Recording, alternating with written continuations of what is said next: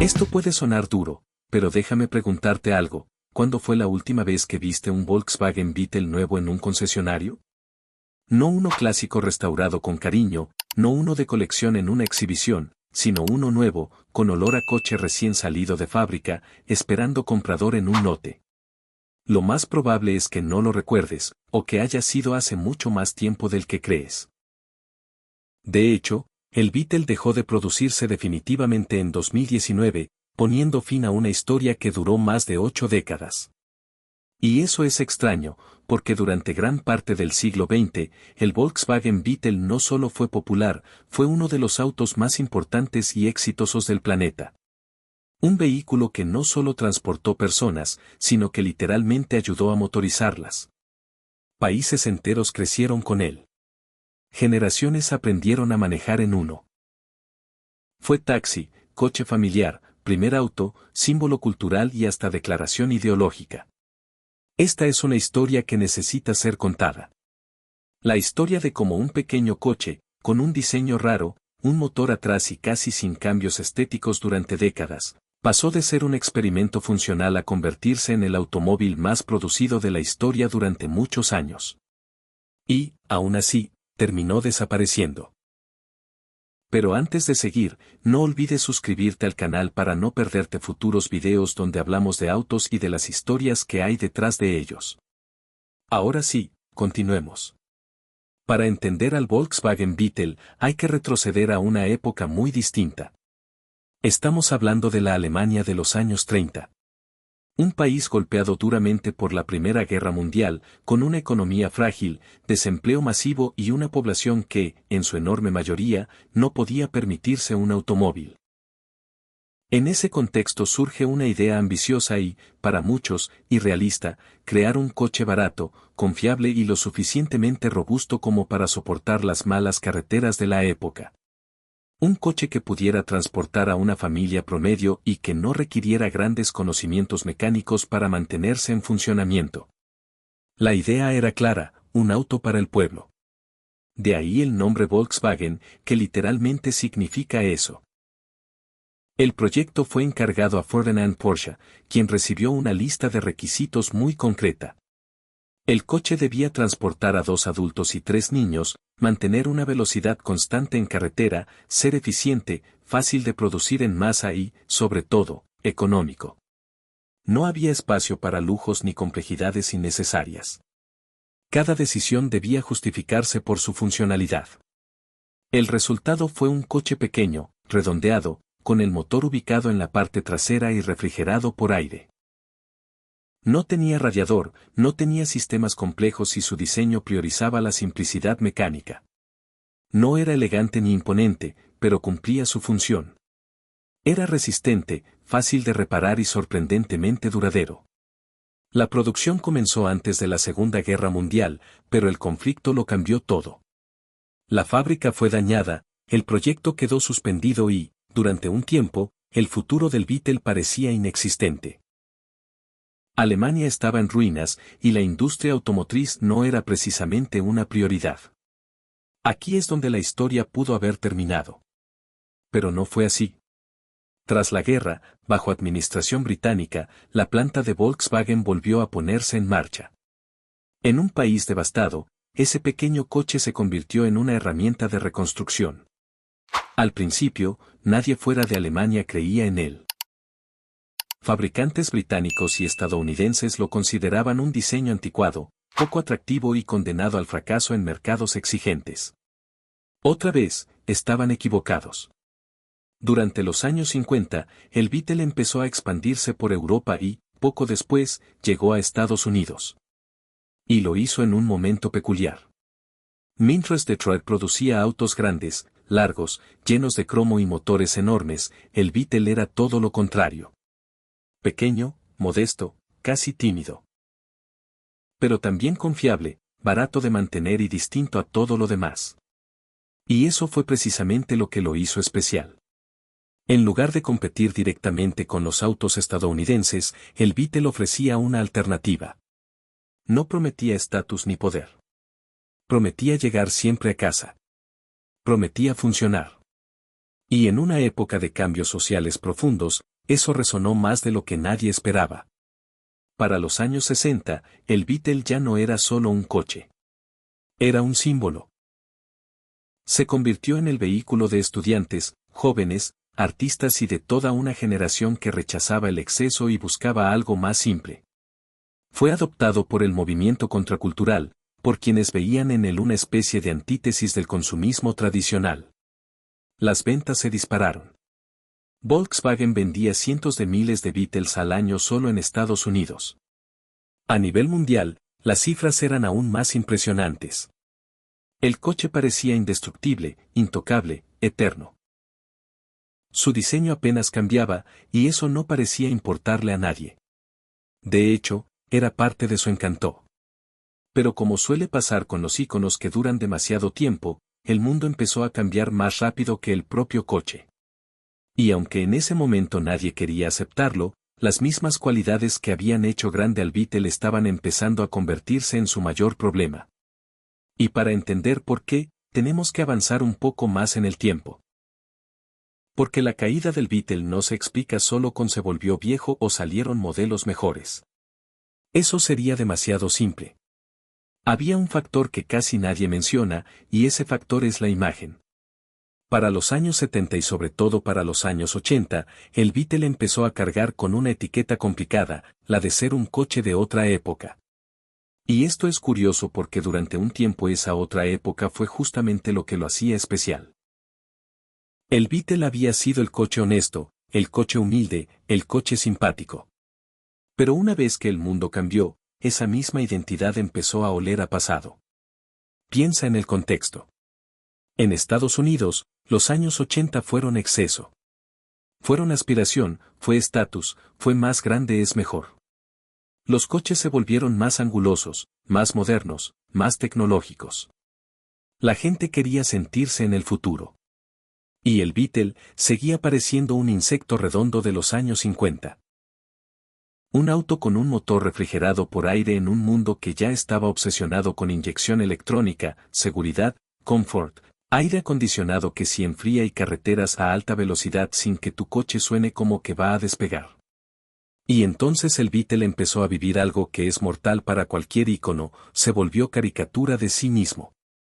En vez de verse como un clásico, se empezó a ver como un chiste. Algo que tu tía hippie podría manejar. Algo cute, sí, pero no necesariamente deseable. Y cuando un auto deja de ser deseable para el público general y se vuelve deseable solo para un nicho, ya está en la antesala del final. A esto súmale un problema real, no solo cultural, el Beetle era un diseño brillante para su tiempo, pero el tiempo le estaba cobrando la factura. Era ruidoso comparado con autos modernos. Tenía menos espacio del que la gente ya esperaba. Su seguridad era la de otra era. Su manejo era particular. Y su mecánica, aunque simple, ya no era el tipo de simpleza que el consumidor promedio quería. Porque hay una diferencia enorme entre fácil de reparar y quiero un coche que nunca me haga pensar en repararlo. Los japoneses entendieron eso mejor que nadie. Porque el golpe de knockout no vino de Alemania. Ni siquiera de Detroit. Vino de Japón con una sonrisa, una llave de encendido y un manual de usuario de 2 páginas. Mientras el Beetle seguía siendo el Beetle, Toyota y Honda estaban construyendo una reputación casi religiosa de confiabilidad moderna. Autos que arrancaban siempre, que consumían poco, que eran cómodos, que se sentían más sólidos con el paso de los años, no más viejos. El Beetle había sido el coche del pueblo por décadas, pero, de pronto, el coche del pueblo se llamaba Corolla o Civic. Y aquí hay un punto que a mí me parece fascinante, el Beetle no murió por ser un coche malo. Murió por ser un coche demasiado fiel a sí mismo. Porque su gran fortaleza, su identidad inmutable, se volvió su mayor debilidad en una era donde la industria automotriz empezó a moverse más rápido que nunca. En los 50 y 60, podías mantener un diseño por años y el mundo todavía se sentía similar. En los 80, cada 5 años el mundo ya era otro. Ahora, si hablamos específicamente de Estados Unidos, el final llegó antes de lo que la gente cree. Volkswagen dejó de vender el Beetle en Estados Unidos. a finales de los 70. Y sí, siguió existiendo, siguió produciéndose, siguió vivo, pero el corazón del mercado estadounidense ya se había ido. Y eso es importante, porque cuando un icono deja de ser un producto cotidiano y se convierte en un producto exótico, o en un producto de recuerdo, ya no es parte de la cultura. Es un objeto que la cultura mira desde lejos. Pero aquí es donde la historia se vuelve todavía más grande, porque el Beetle no era solo un coche estadounidense. Era mundial. Y si hay un país donde el Beetle se volvió religión, ese fue México. En México el Beetle no solo sobrevivió, se volvió parte del paisaje. Taxi, coche familiar, coche de estudiantes, coche que pasaba de hermano a hermano como si fuera una herencia. Y por años fue casi imposible imaginar ciudades mexicanas sin bochos. Esto fue, en cierto modo, el último gran acto del Beetle. Convertirse en un símbolo de movilidad real, de movilidad accesible, en un país donde la accesibilidad importaba más que la imagen futurista que obsesionaba a otros mercados. Pero incluso ahí, el mundo se empezó a cerrar sobre él. Porque lo que realmente selló el destino del Beetle no fue un solo enemigo. Fue una tormenta perfecta. Primero, regulaciones. Emisiones. Seguridad. Estándares modernos. El Beetle era un diseño de otra época intentando sobrevivir en una industria que, para finales del siglo XX, ya estaba gobernada por pruebas de choque, zonas de deformación programada, airbags, control de emisiones más estricto, catalizadores, y una lista interminable de requisitos que, honestamente, no se diseñaron pensando en coches de los años 30 que seguían vivos. Segundo, economía de escala. Mantener una plataforma vieja viva es barato, hasta que deja de serlo. Porque llega un punto donde cada actualización necesaria para cumplir normas modernas cuesta tanto que estás construyendo un coche nuevo sin admitirlo.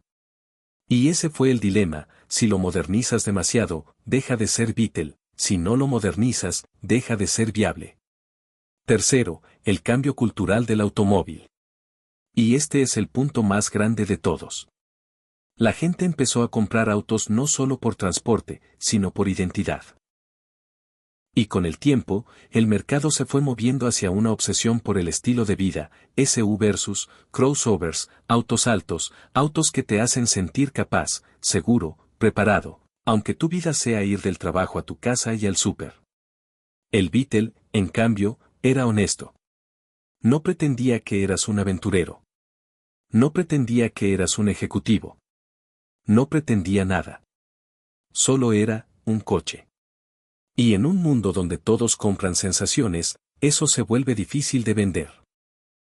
Y aquí es donde entra la ironía más deliciosa: Volkswagen sí intentó revivirlo. Y al principio, parecía una idea perfecta. Si el Beetle era un ícono, ¿por qué no traerlo de vuelta como un ícono moderno? Así nació el New Beetle de finales de los 90. Y funcionó, por un momento. Porque tocó la tecla correcta: nostalgia. Era redondo, era simpático, era reconocible desde 3 cuadras. Era el Beetle como recuerdo, como emoción. La gente no compraba un coche, compraba una memoria. Compraba una vibra. Pero ese truco tiene fecha de caducidad. La nostalgia no es un motor infinito. Si el producto no evoluciona más allá del que bonito, me recuerda a, termina atrapado. Y el Beetle moderno se quedó atrapado en un espacio raro, demasiado emocional para ser racional y demasiado racional para ser un juguete. Además, empezó a cargar un estigma nuevo. El de ser un auto cute, incluso femenino en la percepción de cierto público, lo cual es una estupidez, sí, pero la percepción vende o mata productos todo el tiempo.